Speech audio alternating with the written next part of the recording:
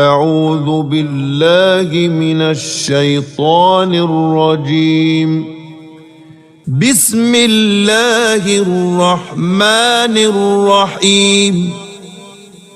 قل أعوذ برب الفلق من شر ما خلق ومن شر غاسق إذا وقب ومن شر النفاثات في العقد ومن شر حاسد إذا حسد. صدق الله العظيم.